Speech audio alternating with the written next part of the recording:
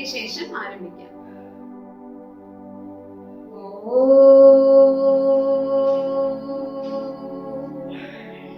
ശ്രീ മഹാഗണപതേ നമഃ.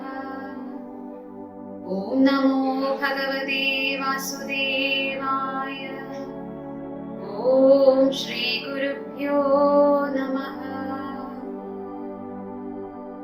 ഗുരുർബ്രഹ്മാ ഗുരുർവിഷ്ണു ഗുരുർദേവോ മഹേശ്വര. ഗുരു സാക്ഷാത് പരബ്രഹ്മ തസ്മൈ ശ്രീ ഗുരവേ നമഃ. ഹരി ഓം.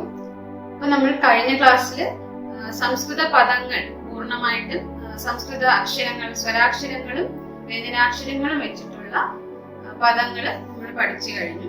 അപ്പൊ പദങ്ങൾ പഠിച്ചു കഴിയുമ്പോൾ സ്വാഭാവികമായിട്ടും നമുക്ക് അതിലെ വാക്യങ്ങൾ, സംസ്കൃതത്തിൽ എങ്ങനെ വാക്യങ്ങൾ ഉണ്ടാക്കാം എന്നുള്ളത് പഠിക്കാം. പക്ഷെ അതിനു മുമ്പായിട്ട് നമുക്കൊരു വാക്യം നിർമ്മിക്കണമെങ്കിൽ അതിനു മുമ്പ് നാമപദങ്ങൾ പഠിക്കണം, അതിന്റെ സർവനാമ രൂപങ്ങൾ പഠിക്കണം, അതുപോലെ ക്രിയാപദങ്ങൾ ആവശ്യമാണ്. ഇത്രയും ഉണ്ടെങ്കിൽ ഒരു വാക്യം നിർമ്മിക്കാൻ ഏത് ഭാഷയിലാണെങ്കിലും അങ്ങനെ പറ്റുള്ളൂ. അപ്പൊ സംസ്കൃതത്തിലും അതുപോലെ തന്നെയാണ്. നാമം, സർവനാമം, ക്രിയാപദങ്ങൾ ഇവയൊക്കെ പഠിച്ചതിന് ശേഷമേ വാക്യം നിർമ്മിക്കാനായിട്ട് സാധിക്കൂ. അപ്പൊ നമുക്ക് ഇന്നത്തെ ക്ലാസ്സിൽ നാമം പഠിക്കാം. ഇന്നത്തെ ക്ലാസ് നമുക്ക് ആരംഭിക്കാം. അപ്പൊ നമ്മള് നാമം, ഇന്ന് നാമമാണ് പഠിക്കുന്നത്. അതിന് പറയുന്നത് സംജ്ഞ. സംസ്കൃതത്തിൽ, ഹിന്ദിയിലും അങ്ങനെ തന്നെയാണ്, സംജ്ഞ ആണ് പറയുന്നത്. അഥവാ നാമത്തിന് ഇംഗ്ലീഷിലാണെങ്കിൽ നൗൺ എന്ന് പറയും. അപ്പൊ നമുക്ക് നാമം എന്താണെന്ന് നോക്കാം. നാമം എന്ന് പറയുന്നത് എന്താണെന്നുള്ളത് മലയാളത്തിലുള്ള അതേപോലെ തന്നെയാണ്. അതായത് ഒരാളിന്റെയോ അല്ലെങ്കിൽ ഒരു വസ്തുവിന്റെയോ പേരിനെ കുറിക്കുന്ന പദത്തെയാണ് നാമം എന്ന് വിളിക്കുന്നത്. ഒരാളിന്റെയോ ഒരു വസ്തുവിന്റെയോ പേരിനെ കുറിക്കുന്ന പദത്തെ നാമം എന്ന് വിളിക്കും. നാമം സംസ്കൃതത്തിൽ സംജ്ഞ എന്ന് പറയും. അപ്പൊ അതിനുള്ള ഉദാഹരണങ്ങളാണ് ഇവിടെ കാണിച്ചിരിക്കുന്നത്. ആദ്യത്തെ ബാലകഃ, സീത, പുസ്തകം. അപ്പം സീത എന്ന് പറയുന്നത് ഇവിടെ ഒരാളിന്റെ പേരാണ്. അപ്പൊ ബാലകഃ എന്ന് പറഞ്ഞ ആൺകുട്ടി, പുസ്തകം അതൊരു വസ്തുവിന്റെ പേരാണ്. അപ്പം ഒരു ആളിന്റെയോ വസ്തുവിന്റെയോ പേരിനെ കുറിക്കുന്ന പദത്തെ നാമം എന്ന് വിളിക്കുന്നു.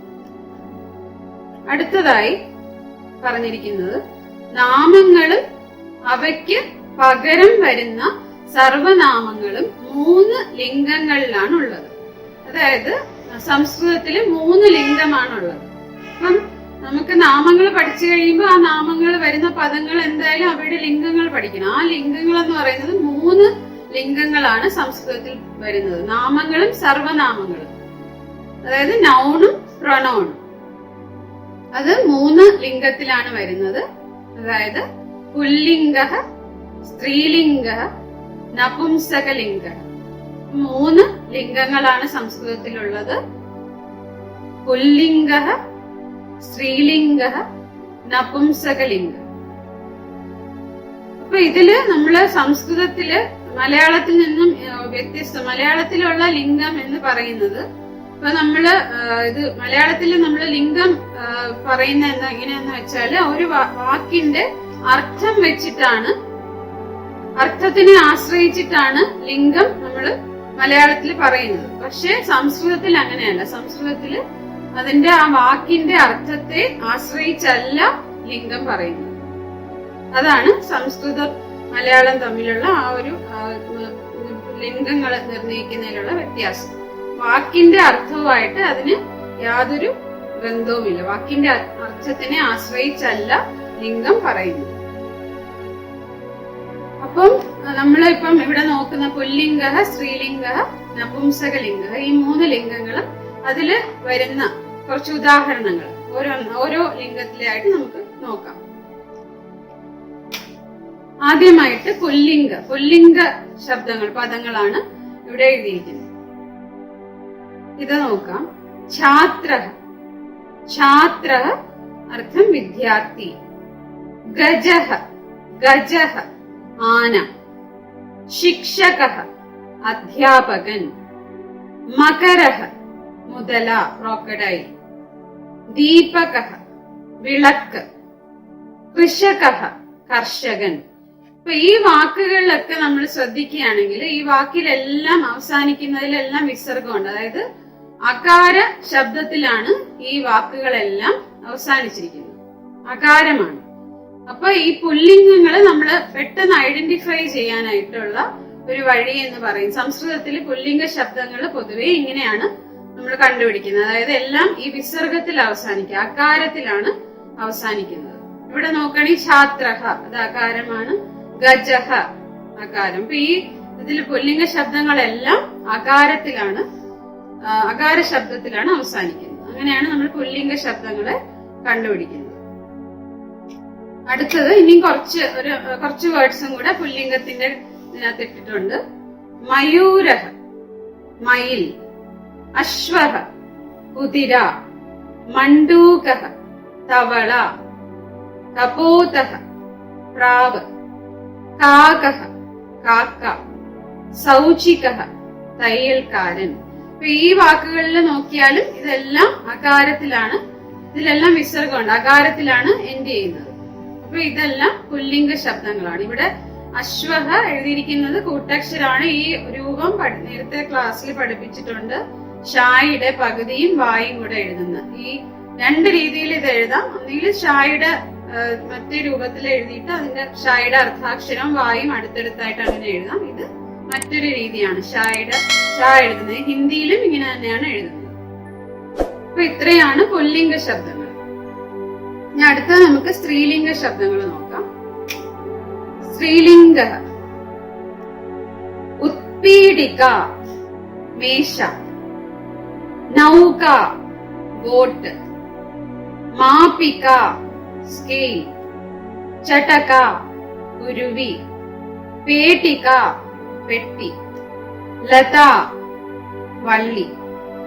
അപ്പൊ ഇവിടെ ഈ വാക്കുകൾ നമ്മൾ പരിശോധിക്കുകയാണെങ്കിൽ ഈ വാക്കുകൾ സ്ത്രീലിംഗ ശബ്ദങ്ങളെല്ലാം നമ്മൾ കണ്ടുപിടിക്കാൻ ഒരു എളുപ്പ വഴി എന്ന് പറയുന്നത് എല്ലാം ആകാരത്തിലായിരിക്കും അവസാനിക്കുന്നത്. ഇപ്പം അതായത് ഇതിന്റെ ഈ ഒരു വാക്ക് എടുത്ത് നോക്കിക്കഴിഞ്ഞാൽ അത് അവസാനിക്കുന്നത് ആകാരാന്തത്തിലാണ്. ഉത്പീഡിക നോക്കുകയാണെങ്കിൽ ആയാണ് അവസാനിക്കുന്നത്. ആകാരാന്തത്തിലാവുമ്പോ അത് സ്ത്രീലിംഗ ശബ്ദം. അങ്ങനെയാണ് നമ്മള് സ്ത്രീലിംഗ ശബ്ദം സംസ്കൃതത്തില് അങ്ങനെ പഠിക്കാൻ അത് എളുപ്പ രീതിയാണ് അത് കണ്ടുപിടിക്കാൻ. അപ്പൊ ഇത് ഇത്രയും സ്ത്രീലിംഗ ശബ്ദങ്ങൾ. ഇനി കുറച്ച് വേർഡ്സും കൂടെ നമുക്ക് നോക്കാം. ഛാത്ര വിദ്യാർത്ഥിനി, മക്ഷിക ഈച്ച, ദ്വിചക്രിക സൈക്കിൾ. ഇവിടെ കൂട്ടക്ഷരമാണ് വന്നിരിക്കുന്നത്.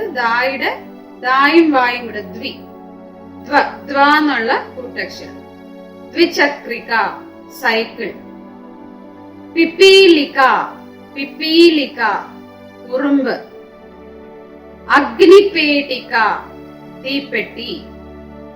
കുഞ്ചിക താക്കോൽ. ഈ അഗ്നിപേടികയിലും ഇവിടെയും കൂട്ടക്ഷരം ഉണ്ട്. ഈ വേർഡില് ഗായുടെ പകുതിയും ഗന എന്ന കൂട്ടക്ഷരം വന്നിട്ടുണ്ട്. ഇപ്പൊ കുഞ്ചിക എന്ന് പറഞ്ഞ വാക്ക്, ഈ വാക്ക് നോക്കുകയാണെങ്കിൽ ഞായും ചായും കൂടെയാണ് വന്നിരിക്കുന്നത്. കുഞ്ചിക താക്കോൽ. അപ്പൊ ഈ വാക്കുകളിലും ഈ വാക്കുകളൊക്കെയും അവസാനിക്കുന്നത് ആകാരാന്തത്തിലാണ്. അപ്പം സ്ത്രീലിംഗ ശബ്ദങ്ങള് സംസ്കൃതത്തിലെ സ്ത്രീലിംഗ പദങ്ങള് അവസാനിക്കുന്നത് ആകാരാന്തത്തിലായിരിക്കും. അപ്പൊ അങ്ങനെയാണ് നമ്മള് സ്ത്രീലിംഗ ശബ്ദങ്ങൾ കണ്ടുപിടിച്ചെടുക്കുന്നത്. ഇനി അടുത്തത് മൂന്നാമത്തെ സംസ്കൃതത്തിലെ മൂന്നാമത്തെ ലിംഗം എന്ന് പറയുന്നത് നപുംസകലിംഗമാണ്. നപുംസകലിംഗ. അതില് ഇവിടെ നമുക്ക് നോക്കാം. ഫലം പഴം എന്നർത്ഥം. ഗൃഹം വീട്. പുഷ്പം പൂവ്. വിമാനം എയറോപ്ലെയിൻ. കമലം താമര. പുസ്തകം അത് അതേ വേർഡ് തന്നെയാണ്. സംസ്കൃതത്തിലും മലയാളത്തിലും ഒരേ വാക്കാണ്. അപ്പൊ ഇവിടെ നമ്മൾ ഈ വാക്കുകൾ നോക്കുകയാണെങ്കിൽ ഇതെല്ലാം അവസാനിക്കുന്നത് മ എന്ന ശബ്ദത്തിലാണ്. അപ്പൊ ഇങ്ങനെ ആയിരിക്കും നപുംസക ലിംഗങ്ങള്, സംസ്കൃതത്തിൽ വരുന്ന നപുംസകലിംഗ പദങ്ങള് ഈ മ ശബ്ദത്തിൽ അവസാനിക്കുന്നവയായിരിക്കും. അത് അങ്ങനെയാണ് അതിനെ കണ്ടുപിടിക്കുന്നത്. അപ്പം ഈ ഇത് വേർതിരിച്ചറിയാൻ എളുപ്പമാണ്. അപ്പം പുല്ലിംഗമാണെങ്കിൽ അകാരാന്തത്തിൽ അവസാനിക്കും, സ്ത്രീലിംഗമാണെങ്കിൽ ആകാരാന്ത ശബ്ദത്തിൽ അവസാനിക്കും, നപുംസകലിംഗമാണെങ്കിൽ മ ശബ്ദത്തിൽ അവസാനിക്കും. ഫലം, ഗൃഹം, പുഷ്പം, വിമാനം, കമലം, പുസ്തകം. അടുത്ത ഇനി കുറച്ച് വാക്കുകൂടെ നോക്കാം. ഇത് വായിക്കുന്നത് സംഗണകം. അതായത് നമ്മൾ ഇവിടെ ങ്ങായാണ് വന്നിരിക്കുന്നത്. ങ്ങായും ഗായും കൂടെ ചേർന്ന കൂട്ടക്ഷരമാണ്. ഇത് രണ്ട് രീതിയിൽ എഴുതാം. ങ്ങാ ഇട്ടിട്ട് ഗാ ഇപ്പുറത്തായിട്ടിട്ട് അങ്ങനെ എഴുതാം. ഇത് വേറെ രണ്ടാമത്തെ രീതിയിലാണ് ഇത് എഴുതിയിരിക്കുന്നത്. സംഗണകം, കമ്പ്യൂട്ടർ. വാതായനം, ജനാല. പർണം, ഇല. ക്രീഡനകം, കളിപ്പാട്ടം, ടോയ് എന്ന് പറയുന്നത്. ക്രീഡനകം, കളിപ്പാട്ടം. അടുത്തതായി നാരികേലം. അതായത് നമ്മൾ മലയാളത്തിൽ നാളികേരം എന്നാണ് പറയുന്നത് തേങ്ങയ്ക്ക്. സംസ്കൃതത്തില് നാരികേലം, നാരികേലം, നാളികേരം. സോപാനം, പടി, സ്റ്റെപ്പ് എന്നുള്ള അർത്ഥം. അപ്പൊ ഈ വാക്കുകൾ നോക്കുകയാണെങ്കിൽ എല്ലാം മ ശബ്ദത്തിലാണ് അവസാനിച്ചിരിക്കുന്നത്. മ ശബ്ദം. അപ്പൊ ഇതെല്ലാം നപുംസകലിംഗങ്ങളാണ്. അപ്പൊ ഇത്രയുമാണ് നമ്മുടെ ഇന്നത്തെ ക്ലാസ്സിൽ. അപ്പൊ നാമങ്ങൾ എന്താണ്, സംസ്കൃതത്തില് നാമങ്ങൾ എന്താണെന്ന് പഠിച്ചു. അതിന്റെ നാമങ്ങൾ എത്ര ലിംഗത്തിൽ വരുമെന്ന് പഠിച്ചു. ആ ലിംഗങ്ങളില് ആ 3 ലിംഗങ്ങളുടെയും ഉദാഹരണം വരുന്ന വാക്കുകളും എങ്ങനെയാണെന്നുള്ളത് നമ്മൾ പഠിച്ചു കഴിഞ്ഞു. അപ്പൊ ഇതോടെ ഇന്നത്തെ ക്ലാസ് ഇവിടെ പൂർത്തിയാവും. ഹരിയോം. ഇന്നത്തെ പഠനം നമുക്ക് ശാന്തിമന്ത്രം ചൊല്ലിക്കൊണ്ട് പൂർത്തിയാക്കാം.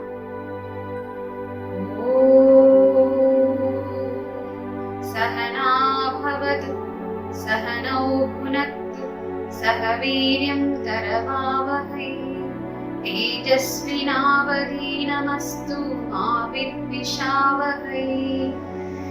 ഓം ശാന്തി ശാന്തി ശാന്തി. ഹരിയോം. അപ്പൊ ഇന്നത്തെ ക്ലാസ്സിൽ നമ്മൾ നാമപദങ്ങൾ, അവയുടെ ആ പദങ്ങൾക്ക് വരുന്ന ലിംഗങ്ങൾ, 3 ലിംഗങ്ങൾ പഠിച്ചു. പുല്ലിംഗം, സ്ത്രീലിംഗം, നപുംസകലിംഗം ഇതും പഠിച്ചു. അപ്പൊ ഇന്നത്തെ വീഡിയോ നിങ്ങൾക്ക് ഇഷ്ടമായെങ്കിൽ ലൈക്ക് ചെയ്യാൻ മറക്കരുത്. ഇതുവരെ പഠിപ്പിച്ചതിൽ സംശയങ്ങൾ ഉണ്ടെങ്കിൽ കമന്റ് സെക്ഷനിൽ പോസ്റ്റ് ചെയ്യുക. അതിനുള്ള റിപ്ലൈ ഞാൻ തരാം. ഇതുവരെ ഈ ചാനൽ സന്ദർശിക്കാത്തവർ, പുതുതായി സന്ദർശിക്കുന്നവർ ഈ ചാനൽ, എന്റെ വീഡിയോകൾ ഇഷ്ടപ്പെടുന്നുവെങ്കിൽ നിങ്ങൾ ഈ ചാനൽ സബ്സ്ക്രൈബ് ചെയ്യാൻ മറക്കരുത്. അതിനായി സബ്സ്ക്രൈബ് ബട്ടൺ അമർത്തുക. അതിന്റെ അടുത്തുള്ള ബെൽ ഐക്കൺ ക്ലിക്ക് ചെയ്യുക. നന്ദി, നമസ്കാരം.